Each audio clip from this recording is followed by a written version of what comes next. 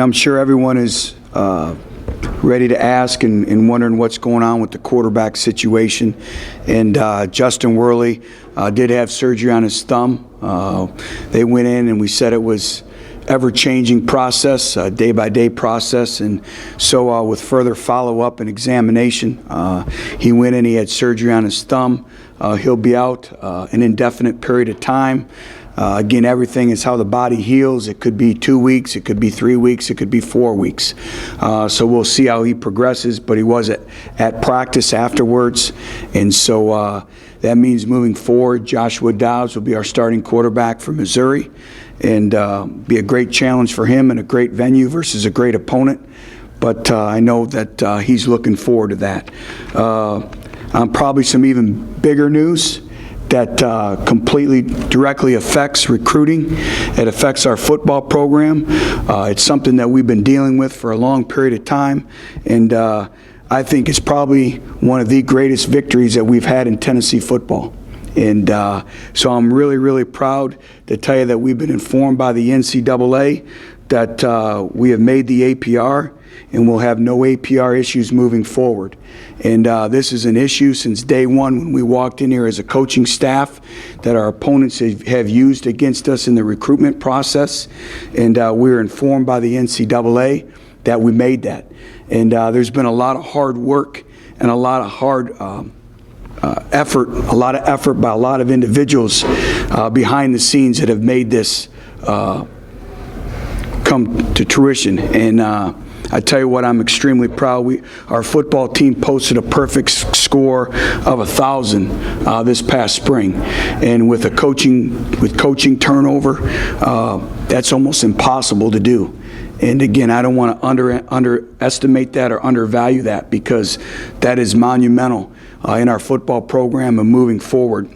I think this speaks volumes about the commitment towards academics here at Tennessee, from our coaching staff to our athletic administration to our Thornton Center and to our student athletes. And the official numbers will come out this spring, but in moving forward with the recruitment process, I thought it was critical at this stage of the game to announce that. And let me tell you something, that's great news in moving forward. So getting into Missouri, I thought we had a great start to the week. I thought our players came out. I liked the way they attacked the day. And so now moving forward, we have to follow that up with another great practice tomorrow. But I'll answer any questions you may have.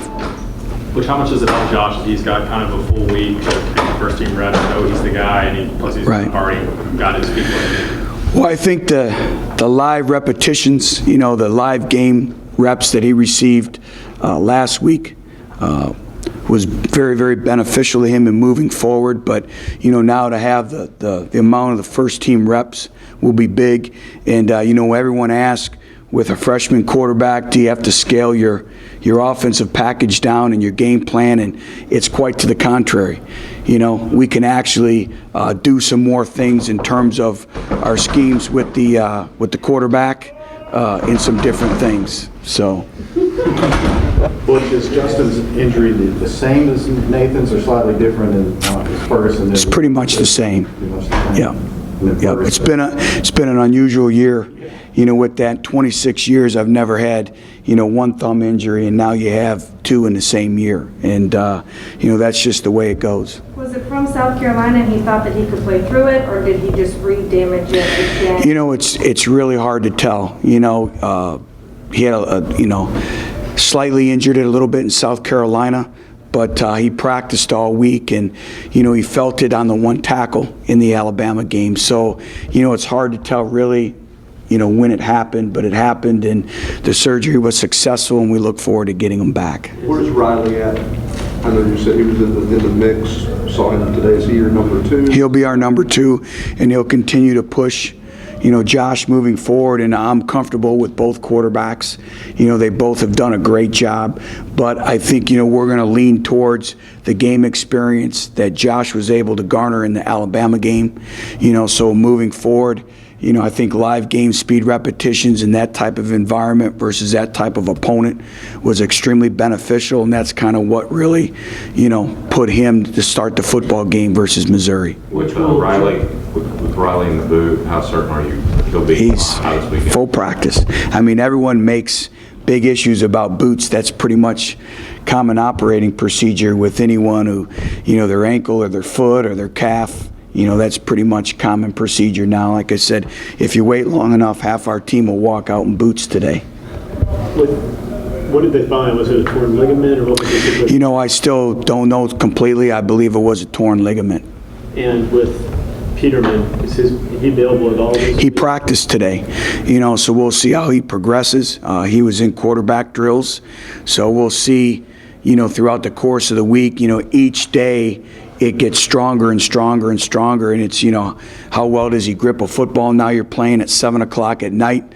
There's going to be cooler temperatures, there'll be some precipitation in the air, so all those are contributing factors, but he did practice today, and it was great to see him out there. Butch, how much do you challenge your veteran offensive line to sort of take care of Josh this week and Riley? Well, we challenge him every week. That's part of the offensive lineman's job, the running back jobs, the tight end's job is to protect the quarterback. We always talk about it being a line of scrimmage game, and protect what we call as ours, and it's the football and it's the quarterback. So it'll be the same message this week as it is each and every week. Which, how much did Brian Randolph do today, and is that his injury something he can kind of play through? He practiced. Yeah, he was full go today, so he was out there. Byron Moore was out there, went through practice today. So, Brian's been playing through that all season long, so we fully anticipate him ready to go. How's Reese Maven handling the transition to the back end? Very well. He's a smart individual. He played it all in spring football. He received the mental reps even though he didn't go through spring football, and then all of training camp. So, he's very cerebral, he's very intelligent, and he hasn't missed a beat back there. Coach, what do you think about your players guaranteeing wins publicly?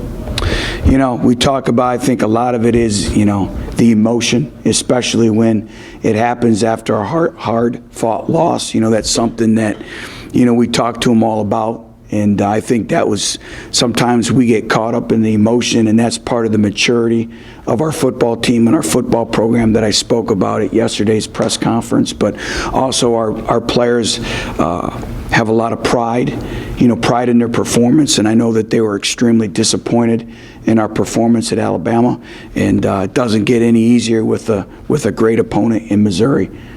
With Dobbs, he was obviously a late switch. What was it about him in that recruiting process that appealed to you so much that made you go after him as hard as he did late in the game there? Well, first of all, the quarterback intangibles. Josh is extremely intelligent, very cerebral.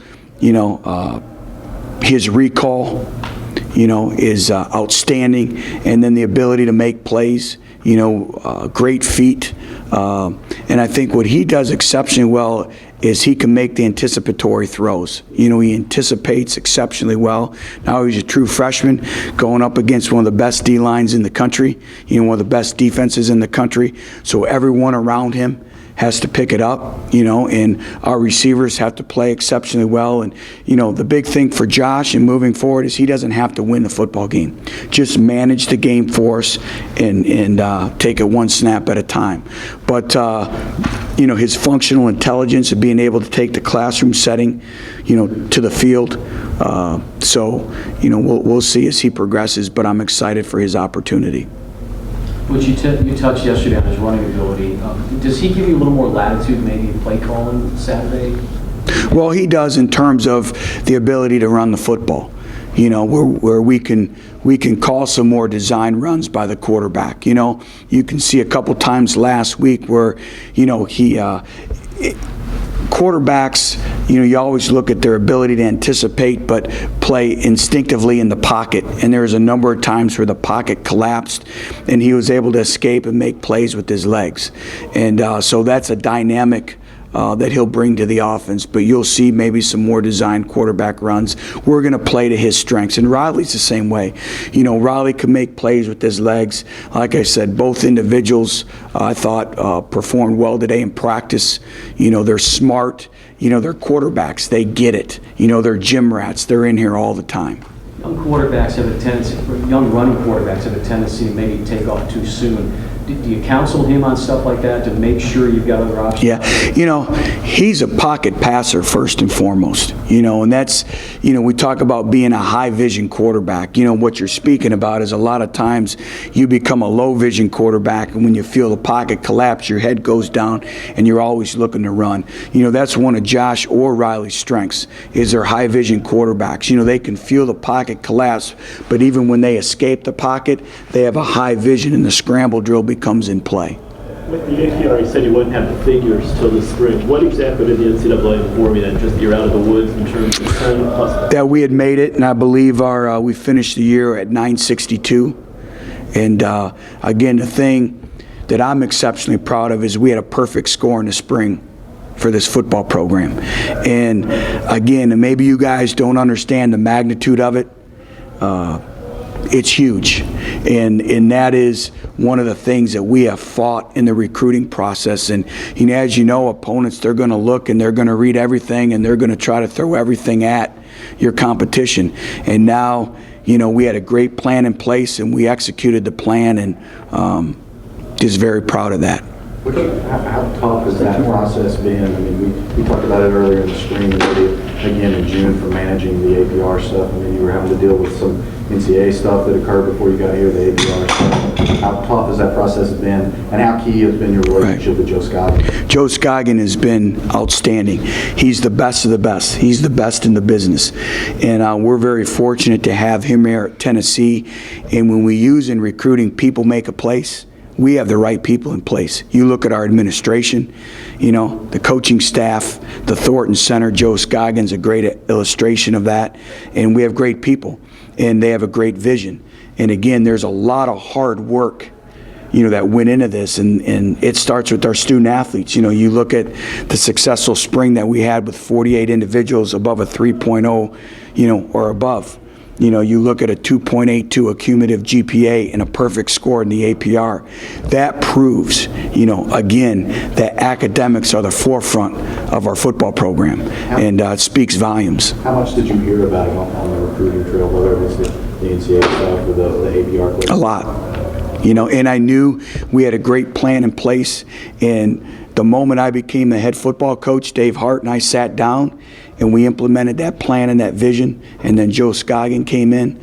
But there's been a lot of hard work behind the scenes to be able to come before you today and say, you know, that's in the past, that's history, and we continue to move forward. Butch, has the NCAA given you guys any indication of a time frame for Maurice Gouch? No. How frustrating is that? Well, you know, it is what it is, you know, and you can't spend time thinking about it, you know, and when they make the final decision, you know, we'll know right away, and we'll announce it right away. And like I told you, as soon as I know something, you know, we'll inform everyone. But, you know, we have to get ready to play with the players that we have in the program and continue to move forward. Does Josh's dynamic as a runner, does that help slow down a guy like Michael Sam in any way from just running? Well, I don't know if you can slow him down. He has one speed, you know, and their entire defensive front has that. Their entire, you know, their team. You know, Coach Pinkel has done a tremendous job, and I've said it is, you know, he's built that program over time, and they're tough, they're physical, and they have great team speed, and it makes it exceptionally challenging. Now you throw in a young quarterback, you know, the speed of the game, you know, is going to be fast on Saturday night. So, you know, that's why we have to do a great job of mixing things up, mixing different tempos up, different personnel groupings, and making the quarterback a factor in the run game as well. Thanks, guys. We'll be players in that.